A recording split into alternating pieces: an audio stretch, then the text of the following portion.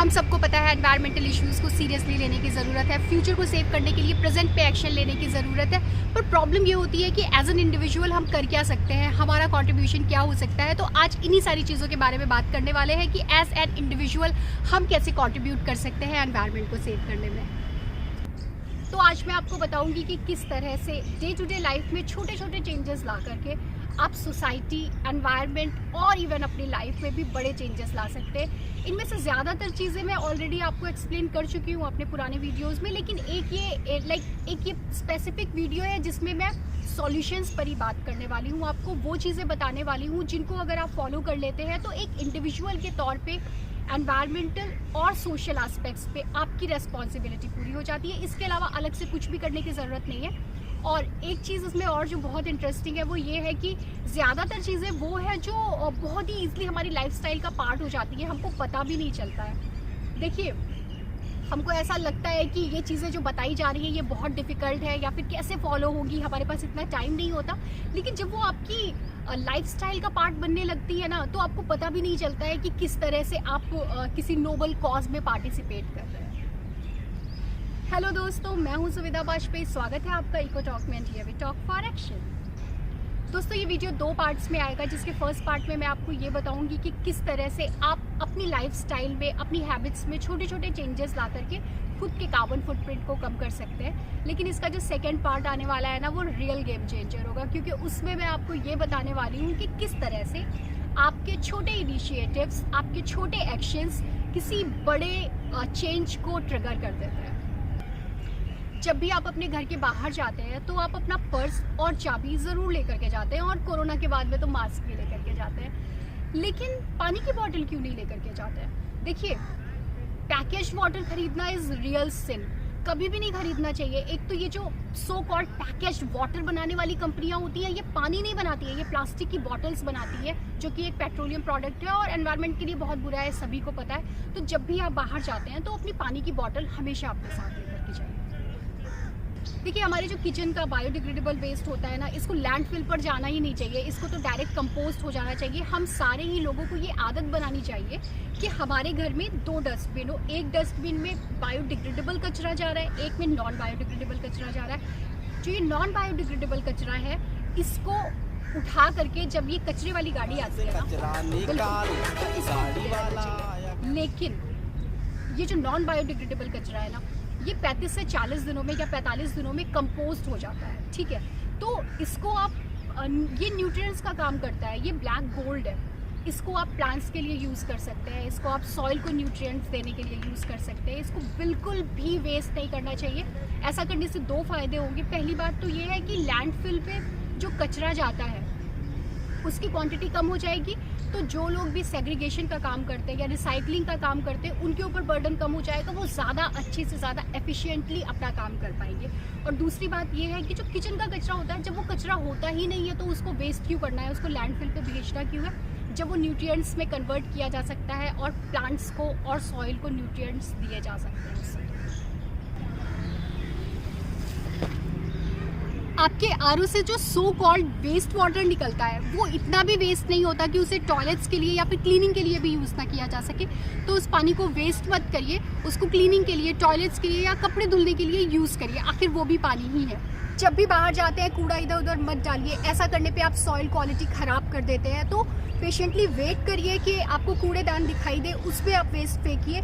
Otherwise अपने साथ में इकट्ठा करके रखिए चीज़ों को, डस्टबिन दिखाई देने पे उस पर डिस्पोज करिए या फिर अपने घर पर आकर के डिस्पोज करिए। लेकिन नॉर्मली चीज़ें प्लास्टिक पैकेजिंग में आती हैं और प्लास्टिक पैकेजिंग बहुत बुरी है एनवायरनमेंट के लिए, सॉइल के लिए। तो फिर कूड़ा सड़क पर बिल्कुल भी मत डालिए। वन टाइम यूज प्रोडक्ट्स को अवॉइड करिए, रीयूज और रिसाइकलिंग की आदत डालिए। मैंने कभी कहीं एक जोक पढ़ा था कि इंडियंस इतने जुगाड़ू होते हैं कि जब टूथब्रश खराब हो जाता है तो उससे पजामे में नारा डालने वाला टूल बनाते हैं, which is good, keep it up, ऐसा करते रहिए। प्लास्टिक के बैग्स जितना ज्यादा अवॉइड कर सकते हैं उतना ज्यादा अवॉइड करिए। अगर कभी यूज करना भी पड़ रहा है तो 1 या 2 बार यूज करके मत फेंक दीजिए, उनको बार बार रीयूज करने की कोशिश करिए। अगर मार्केट जा रहे हैं, सब्जी लेने के लिए जा रहे हैं, कोई और सामान लेने के लिए जा रहे हैं, तो अपना कपड़े या फिर जूट का थैला अपने साथ लेकर जाइए। इसमें कोई शर्म की बात नहीं है और ये कन्वीनियंट भी होता है। मैंने अक्सर देखा है कि लोग सब्जी लेने के लिए अपना जूट का थैला या फिर कपड़े का थैला लेकर के जाते हैं, उसके बाद में भी डिफरेंट डिफरेंट पॉली बैग्स में पैक करवा करके ही सामान अपने अपने थैले में रखते हैं। क्यों भाई, सब्जियों को ये जेड लेवल की सिक्योरिटी क्यों चाहिए? देखिए, अब ज्यादातर चीजें पैकेजिंग में आती है और वो प्लास्टिक पैकेजिंग ही होती है। लोग प्रिफर भी यही करते हैं कि पैकेज्ड आइटम ले in comparison to loose goods. पर मुझे कहीं ना कहीं लगता है कि अगर आप अवॉइड कर सकते हैं तो फिर आपको अवॉइड करना चाहिए। जैसे कि मैं, अगर मुझको 2 या 3 या 4 किलो अगर दाल खरीदनी है तो मैं अपने साथ अपना कंटेनर लेकर के जाती हूँ और मैं लूज प्रोडक्ट खरीदती हूँ जिसको मैं स्टोर से ही फिल करवा करके लेके आती हूँ। देखिए, अब एनीवे आपको वो कंटेनर में तो फिल करना है, चाहे आपने अपने घर पे आकर के फिल किया या फिर आपने स्टोर में ही फिल कर लिया, तो इसमें कोई प्रॉब्लम नहीं है। मैं अपने साथ अपना कंटेनर ले जाती हूँ, उसको फिल करवा करके घर पे ले आती हूँ। तो अगर मतलब आपको खुद देखना होगा कि आप किस तरह से इस तरह की चीजों के सॉल्यूशंस ढूंढ सकते हैं। अब फैब्रुअरी आ गया है तो गिफ्ट की बात तो करनी पड़ेगी। अब देखिए, गिफ्ट से मुझे कोई ऐतराज नहीं है, लेकिन प्रॉब्लम यहाँ पर यह है कि जब भी किसी को कोई गिफ्ट देता है तो वो ऊपर वो जो कलरफुल शीट से उसको सजाते हैं, उसका क्या मतलब होता है? हाँ, मुझे पता है कि आप ये बोल सकते हैं कि प्रेजेंटेशन भी एक चीज होती है, पर मेरा क्वेश्चन ये है कि ये ट्रेडिशन किसने बनाया कि उस तरह से प्रेजेंट करना है? और अगर उस तरह से प्रेजेंट करने का एक ट्रेडिशन था और हमें पता है कि वो एक यूजलेस ट्रेडिशन है, तो हम ये ट्रेडिशन बना सकते हैं ना कि पैकेजिंग की जरूरत नहीं है। मतलब कोई भी प्रोडक्ट आप खरीदते हैं वो अपने आप एक पैकिंग में होता ही है, फिर उसके ऊपर एक और पैकिंग, फिर एक और पैकिंग, इतनी सारी पैकिंग क्यों करना है? मॉरल ऑफ द स्टोरी, जितनी कम पैकेजिंग होगी उतना कम वेस्ट जनरेट होगा। अब इसी में सेकंड पॉइंट ये है कि अगर आप किसी को गिफ्ट देते हैं और आपको लगता है कि नहीं, इसको पैक करना बहुत जरूरी है, मतलब आपने किसी को सोन पापड़ी का डिब्बा दिया है और आप नहीं चाहते हैं कि पता चले किसी और को कि यार वही सोन पापड़ी का डिब्बा घूम रहा है इतनी देर से, तो उस कंडीशन में न्यूज़पेपर में रैप करिए ना, कोई प्रॉब्लम नहीं है। न्यूज़पेपर में अच्छे से रैप करके थोड़ा सा क्रिएटिविटी दिखा करके उसको भी प्रेजेंटेबल बनाया जा सकता है।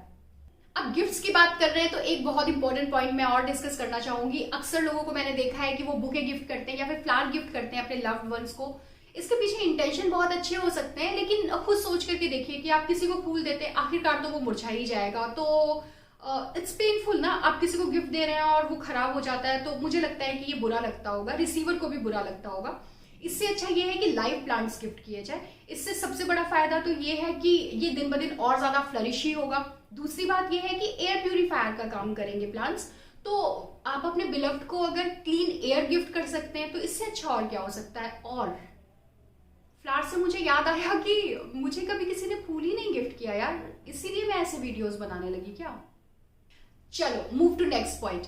अगर आप कोई फ्रूट खाते हैं तो उस कंडीशन में उसमें से बीज भी निकलते हैं, उन बीज को फेंकिए नहीं, उनको संभाल करके रख लीजिए। जब बाहर कहीं जाते हैं तो फिर कहीं पर भी अगर आप मिट्टी देख रहे हैं, गीली मिट्टी देख रहे हैं या फिर स्पेस देख रहे हैं, वहां पर थोड़ा सा गड्ढा करके उनको बीज को दाब दीजिए।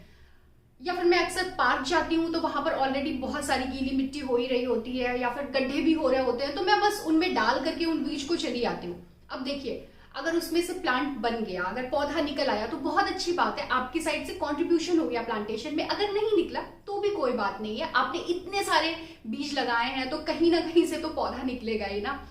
अब ये जो टेक्निक है ये इंस्पायर है गिलहरी से। गिलहरी नॉर्मली क्या करती है कि खाने के लिए बीज या फिर कुछ भी लेकर के आती है, उसको कहीं इधर उधर रख करके वो भूल जाती है। तो कई बार अगर बीज होता है तो उसमें से पौधा बन जाता है, तो अनजाने ही वो ढेर सारा प्लांटेशन कर देती है।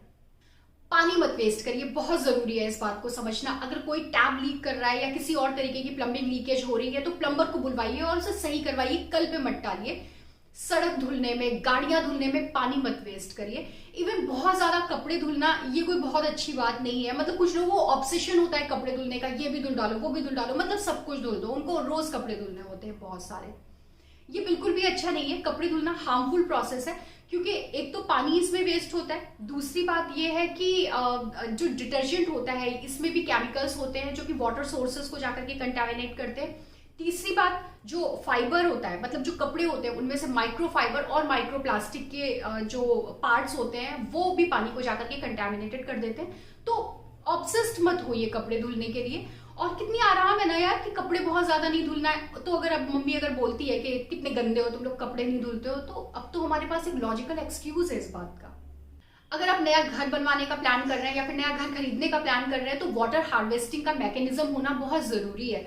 देखिए, प्रॉब्लम ये हो गई है कि हर तरफ हम लोगों ने जमीनों को कंक्रीट से ढक दिया है, तो जो रेन वाटर आता भी है ना, उसको फिर से ग्राउंड में जाने का रास्ता ही नहीं मिल पाता है। तो ग्राउंड वाटर हम लोग यूज तो कर रहे हैं ना, वाटर टेबल दिन ब दिन लो तो हो ही रहा है ना, लेकिन वो वाटर रिचार्ज कैसे होगा? तो बहुत जरूरी है कि आप वाटर हार्वेस्टिंग का सिस्टम बनाइए और उस पानी को रिचार्ज होने के लिए मतलब ग्राउंड में जाने का रास्ता दीजिए। बहुत दुख के साथ मुझको कहना पड़ रहा है कि अगर आप नॉनवेज छोड़ सकते हैं तो छोड़ दीजिए, और अगर नहीं छोड़ सकते हैं तो कम तो कर ही दीजिए। अब देखिए, मैं वेजिटेरियन हूँ और इस एक पॉइंट पे मुझको बहुत ज्यादा क्रिटिसिज्म झेलना पड़ता है, क्योंकि अक्सर लोग मुझे ऐसे बोलते हैं कि जिन्होंने कभी नॉनवेज नहीं खाया है वही वेजिटेरियन हो सकते हैं, या फिर इसको रिलीजन के साथ में जोड़ा जाता है, या फिर अक्सर लोग कंजूस बोलते हैं क्योंकि वेज सस्ता होता है, नॉनवेज कॉस्टली होता है। बट ये सारी तो अलग बातें हैं। सबसे इंपॉर्टेंट चीज ये है कि जो नॉनवेज है उसका कार्बन एमिशन बहुत ज्यादा होता है, कार्बन फुटप्रिंट बहुत ज्यादा होता है। ऑल्दो वेज फूड उसका भी एक कार्बन एमिशन होता ही है, एक एनवायरमेंटल इम्पैक्ट होता ही है, लेकिन वो नॉनवेज के कंपैरिजन में कम होता है। तो अगर आप नहीं छोड़ सकते नॉनवेज तो भी एक लिमिट तो सेट कर लीजिए, ये भी एक पॉजिटिव जेस्चर ही होगा। जितना हो सके होम कुक्ड फूड खाने की कोशिश करिए। इन केस अगर आपको बाहर का खाना खाना भी है तो होम डिलीवरी लेने के कंपैरिजन में रेस्टोरेंट में जाकर खाइए।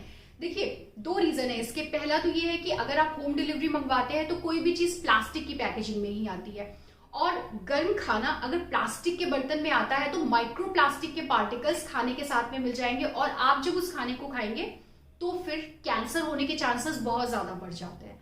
और दूसरी बात यह है कि पैकेजिंग में ढेर सारी प्लास्टिक जनरेट होती है, जो कि एनवायरनमेंट के लिए तो किसी भी तरह से अच्छी नहीं है।